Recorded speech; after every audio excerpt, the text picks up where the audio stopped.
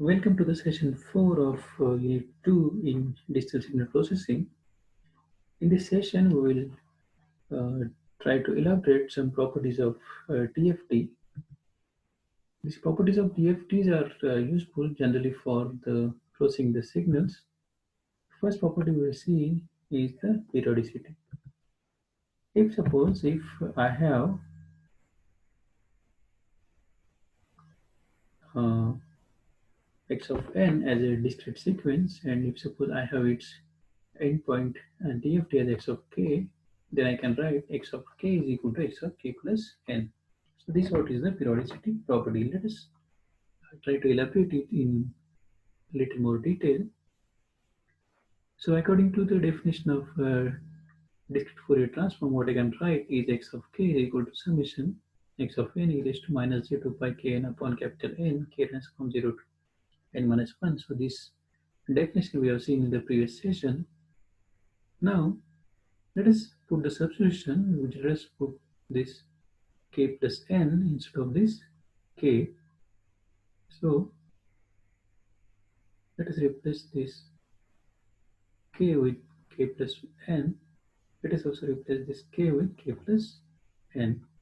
So after replacing, what I'm getting is this k is replaced with k plus n, and this k is also replaced with k plus n. So I can split these two terms so that this will become e raised to minus j 2 pi k small n upon capital N. So this will be here, and this capital N, the second term I will get here as e raised to minus j 2 pi capital N and capital N here. So if you see this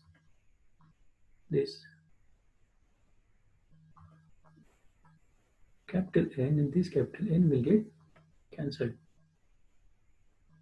Okay, this capital N and this capital N will get cancelled. So what remains here is the e raised to minus j 2 pi n, and this e raised to minus j 2 pi n I can write it as cosine of 2 pi n minus j sine of 2 pi n.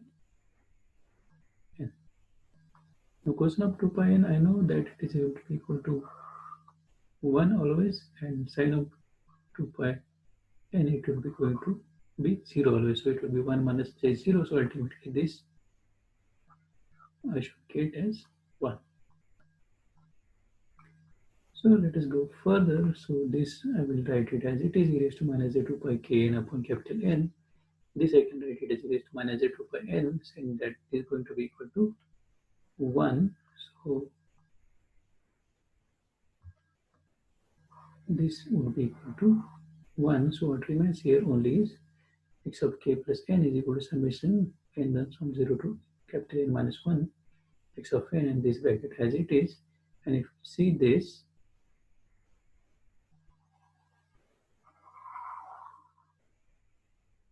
and this,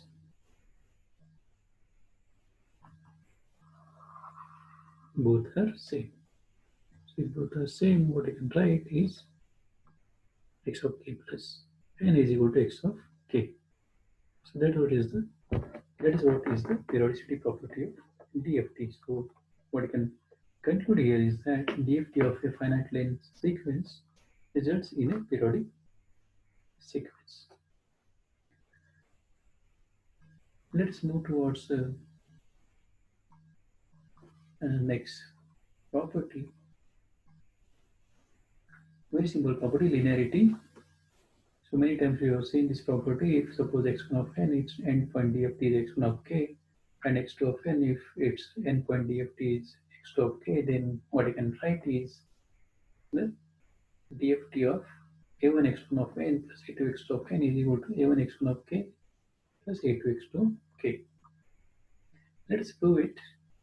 According to the definition of discrete Fourier transform, what I can write is this x of k equal to summation x of n e raised to minus a 2 pi k n upon capital N, k runs from 0 to n minus 1.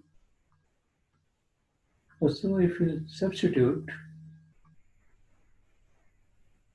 this input signal a1 x1 of n plus a2 x2 of n instead of this x of n, Then whatever I'm getting is this x of k equal to summation. Instead of this x of n, we are going to substitute this input signal. Once I substitute this, I can now split these two terms so that this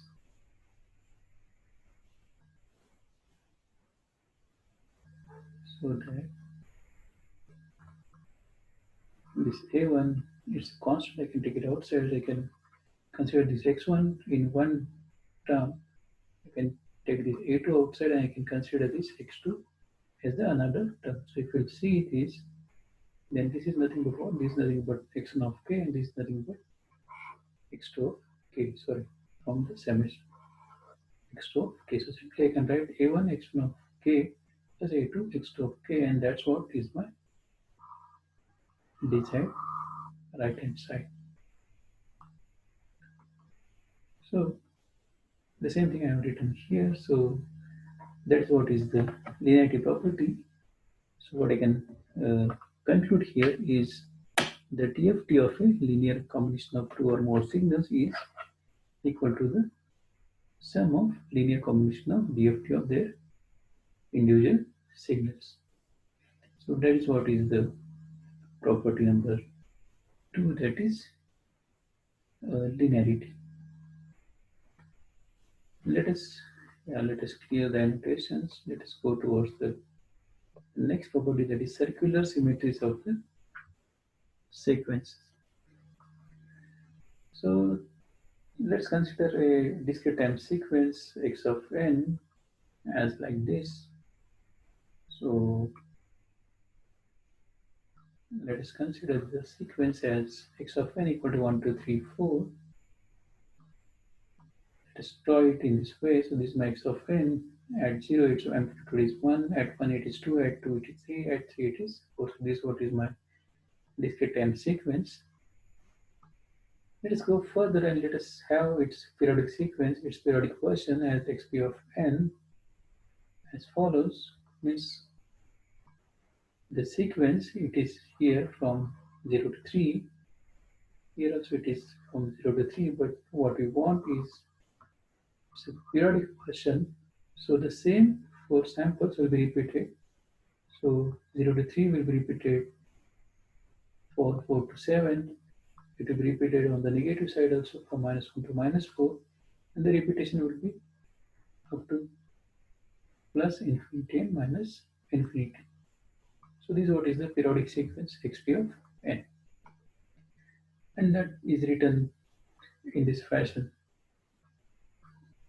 Xp of n is equal to that dot dot dot 1 2 3 4 1 2 3 4 1 2 3 4 dot dot dot from minus infinity to plus infinity. Let us go further. Now for this sequence xp of n, I can write this xp of n in terms of x of n as xp of n is equal to summation L transform minus infinity plus infinity x of n minus L n. So if you want to put this, if you want to write the equation for this, then if suppose I will consider here L equal to 0, so it will be what? X of n minus 0. So it is x of n. Or you can write here x of n minus 0. So this is the first thing. From 0 to third sample, it would be x of n minus 0. If I put L equal to 1, so it becomes x of n minus capital N. Capital N here is 4. So what you can write here is, just wait. What I can write here is x of n minus 4. So this x of n shifted towards right hand side by 4 units, means that 0 sample have come here at sample number 4. This 3 sample has came here at sample number 7. And similarly is the case for this one. If you consider L equal to -1, what I can write here is x of n minus and minus, it will become plus 4 and so on. So it would be x of n minus 8, x of n minus 12. Here also it would be x of n plus 8, x of n plus 12 and so on. So this is my periodic version of my x of n. So let us go further and let us consider that we'll delay this sequence by, let's say, two samples that I can write here it as xp of n minus 2. So I can delay it and this zero sample, if I'm delaying it, this zero sample will be delayed by the 2 units. So the zero sample will come at where 2. This sample number first will be at 3 and so on. The sample number 3 will be at 5 and so on. So it is up to infinity, it is up to minus infinity. Okay. So what we have to consider here is the original signal is from 0 to 3. So let me use some another pen. Yeah, we consider this. So original signal is from 0 to 3. Now whatever the signal I'm getting, if I will see here from 0 to 3 again, so what I'm considering here is this, that is now the sample values are 3, 4, 1, 2, and originally it is 1, 2, 3, 4. So let us go towards the next slide and let us try to understand it. Let me clear all the annotations. So this is the representation of xp of n minus 2. So it's just a shifting of all samples towards the right hand side by 2 units.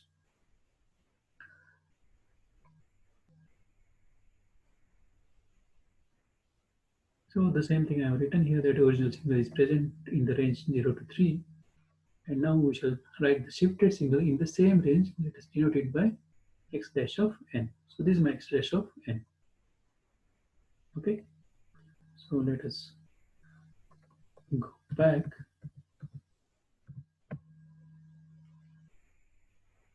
So if this is my x of n with this arrow, that is 1, 2, 3, 4 with its 0 sample as 1, then x dash of n is this. So what I can write is x dash of n is equal to 3, 4, 1, and 2. Okay, so only these two things we have to keep in our mind for the next slide. X of n is equal to 1, 2, 3, 4, and x dash of n is equal to 3, 4, 1, 2, because we are only taking the 0 to 3 samples. Okay. So let us go in the next slide. So this is what is my x dash of n after taking the 0 to 3rd sample. So let us denote it by arrow. I will write it one more time. That is x of n, original x of n. So 1, 2, 3, 4 with 0 sample as 1. And now I got x dash of n as 3, 4, 1, 2.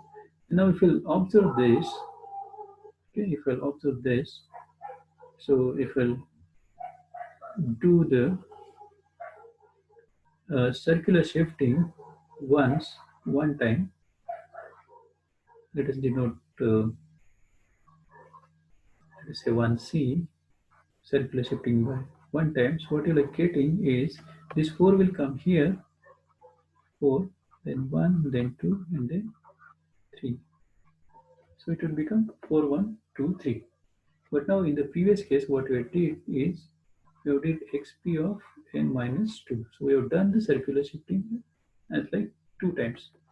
So what I can write is x2c of n is equal to, means I have to do the circular shifting 2 times. So I have done it 1 time. Now again I will do it 1 more time. Now this 3 will come here. Then this 4 will shift ahead. 1, 2. So I got this 3, 4, 1, 2. And that's what is the x dash of n. And that's what is the circular shifting. Okay. So let us Let us see it in detail. So if I'll compare that x of n and this x dash of n here, what I can write that is x dash of n can be obtained by circular shifting x of n by two samples. Just now we've seen it. We have seen it. So the notation for circular shifting is denoted by like this: x dash of n is equal to x of n minus k modulo n. Okay? So it can be uh, denoted shortly by x dash of n is equal to x of double bracket n minus k double bracket complete subscript n. So for our example, we can denote it by this x of n minus 2, 4. Okay, so this what is the circular shifting of my 4-point sequence by the 2 units. Okay, so that is what is the circular shifting notation.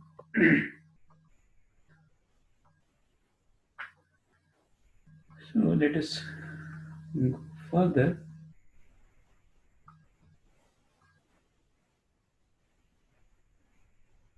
Let us go further for the circular symmetries of a sequence.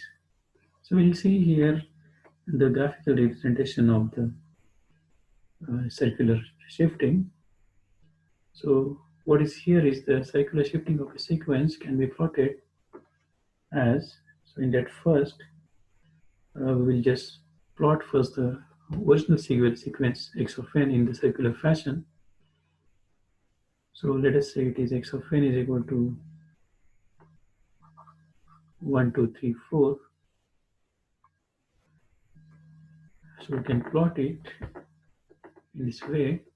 So it is plotting of x of n. So plotting is always in anti-clockwise direction, and this is my starting point.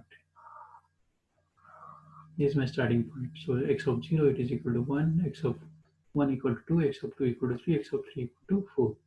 So in this way I can plot x of n in the circuit fashion. Let us go further. Let us go for the circular delay by 1 sample. If I want to delay my sequence, so my starting point will get shifted by 1 unit in the anti-clockwise direction. So that's what we'll just show it.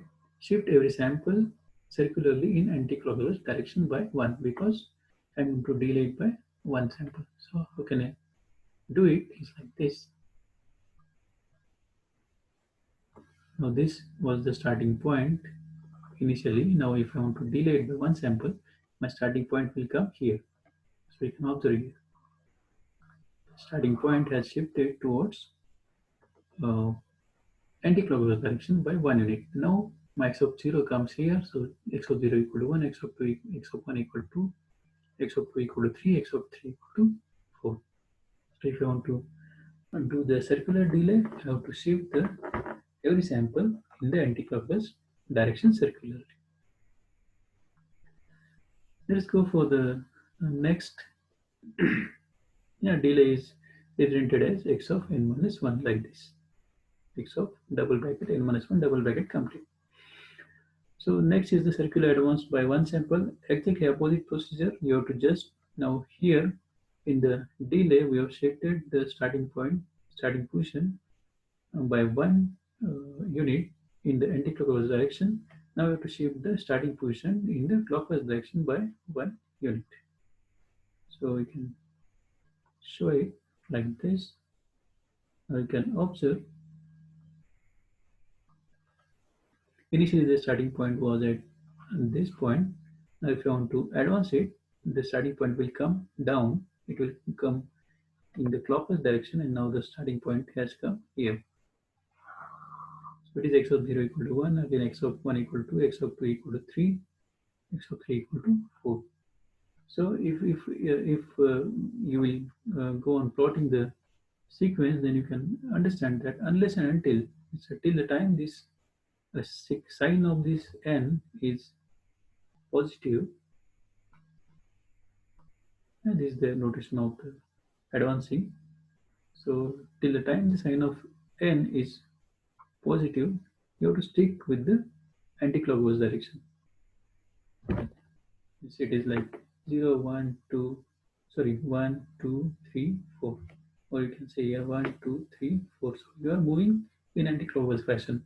Even if it is advanced, then it is 1, 2, 3, 4. So you are moving in anti-clockwise fashion. fashion. Okay. So let us go further now. Let us clear all the annotations. Yeah. Circularly folded sequence. So it's like a time reversal. So I can write here x of minus n. So in x of n, you are uh, drawing your sequence in anti-clockwise direction. Now the sign of n is reverse, so you have to use the clockwise direction. You have to go in the clockwise direction. So this is what is the same. If we'll consider the same example, so it was 1, 2, 3, 4. So it is 1, 2, 3, 4. It was like this. But if I want to draw x of minus n, I have to go in the clockwise direction. So it is 1, 2, 3, and 4. Starting point is same, just the direction is different. That is clockwise. Let's go further. Circularly even sequence.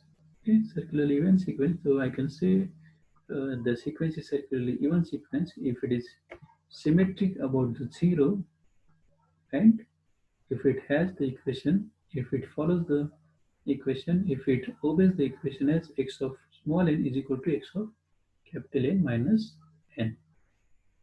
So let us see one example for this, that is 1, 4, 3, 4. So let's consider this sequence, or the sequence for this circularly even is x of n. What I can write is 1, 4, 3, 4. So this is the given sequence, and you can put these values here. If suppose I will consider for this, if I will consider n equal to 1, and if I want to put it here, so what I can write is x of capital N is 4, so it is 4 minus 1 is equal to x of n is equal to 1, so I can write here x of 1.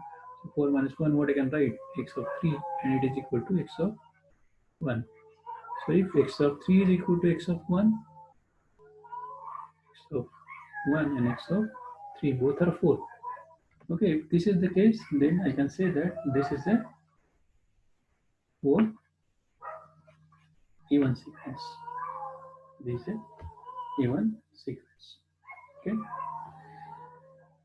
so let us go further now.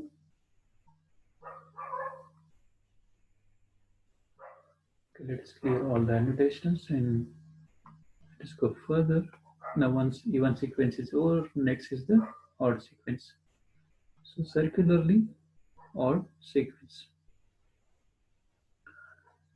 So let us consider the same thing if the sequence is said to be circularly odd, if it is anti-symmetric about the 0 point 0 on the circle, and the equation would be with the negative sign, that is x of capital N minus small n is equal to minus x of n. So this is the equation for the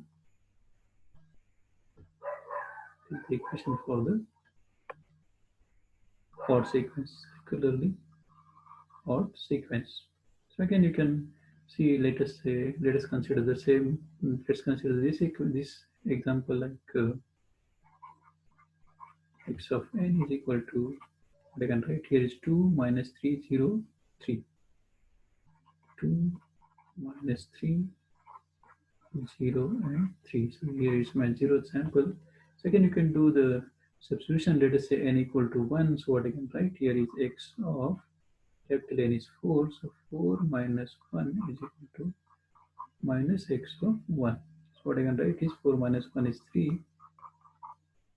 4 minus 1 is 3 equal to minus x of 1. So we can see here x of 3 is 3 and x of 1 is minus 3. So minus of minus 3 would be 3. Okay, so it is satisfying this condition. So this is a odd, odd sequence. Okay, so this is what is the odd sequence. So that's it for the this session, and in the next session we will try to understand the symmetry properties of DFT as well as the circular convolution introduction. Thank you.